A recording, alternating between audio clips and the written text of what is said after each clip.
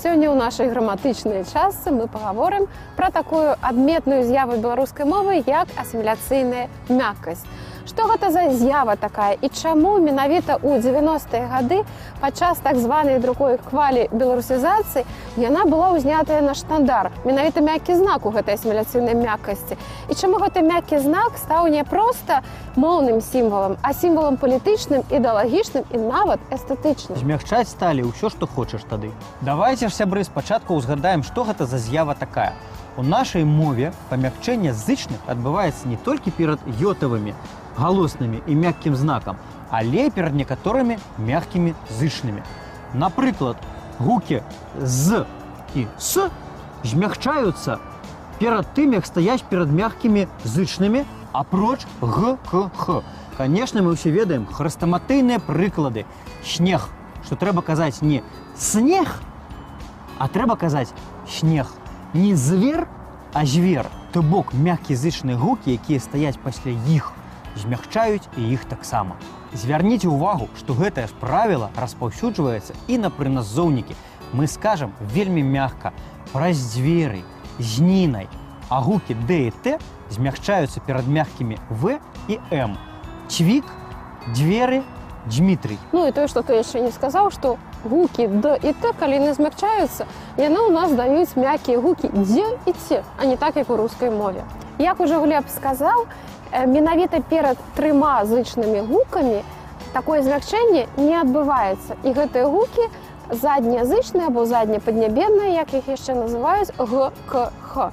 Таму мы будзем казаць «скінуць», а не «скінуць», схіліцца і зганьбіць. Дарэчы, такое памякчэнне асіміляцыйнае яшчэ і не адбываецца на мяжы прыстаўкі і кораня, дзе «д» і «т» не пераходзяць у «дзе» і «ці». Напрыклад, «пад месці», не «пад месці», а «пад месці», «ад весці». Таксама не «адзвесці», а «ад весці». Таксама не толькі на сутыку прыстаўкі і кораня, але і на сутыку прыназоўніка і назоўніка. Напрыклад, «пад Віцебскам» таксама вымаўляем цвёрда. Ну, яшчэ трэба ўзгадаць суфіксальны «т», які таксама не змякчаецца у давальным і месным склонах назоўнікаў. Літва у Літве, а не ў Ліцве.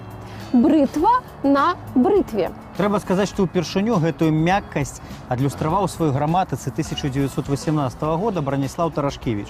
Прычым, паводле Тарашкевіча, яна павінна была быць не толькі пры вымаўленні, але і пры напісанні. Вы памятаеце, што гэтыя словы з мяккімі знакамі па сённяшні дзень некаторыя называюць Тарашкевіцай. Снег, звер, дзверы, цвік. І ў 1926 годзе была скліканая акадэмічная канферэнцыя па рэформе беларускай азбукі і правапісу, на якой якраз і разглядаліся ў тым ліку правапісныя пытанні. І дзеля гэтага была створана такая спецыяльная правапісная камісія на чале са Сцепанам Некрашевічам. Дык вось гэта правапісная камісія ўзгадніла напісанне мяккага знака пры асіміляцыйнай мяккасці, аднак скасавала яго напісанне ў падаўжэннях. На жаль, усе планы гэтай камісіі не былі увасобленыя ў жыццё. Пасля прыходу да ўлады Сталіна палітыка беларусізацыі так званай пачала згортвацца. Самога Сцепана Некрашевіча спачатку звольнілі з пасады віцэ-прэзідэнта Акадэміі навук, а пасля і рэпрэсавалі. І ў 30-м годзе пачала працу ўжо новая камісія, якая была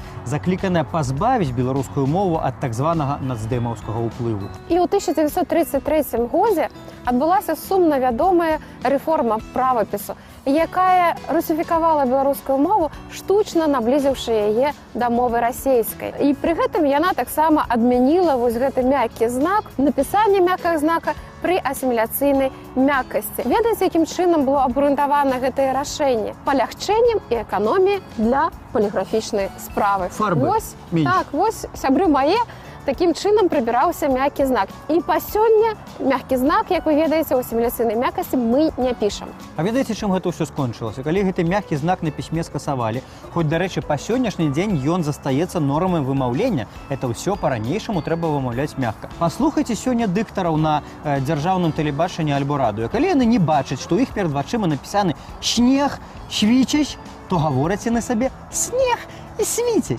І ў выніку беларуская мова ад мяккай і пявучай робіцца рэжучай і грубай.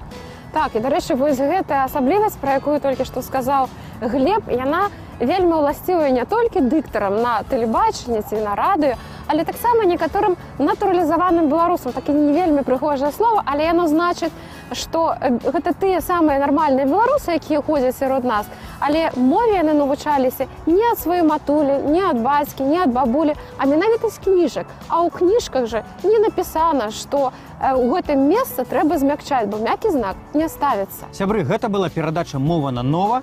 Сёння мы гутарылі пра асіміляцыйную мяккасць.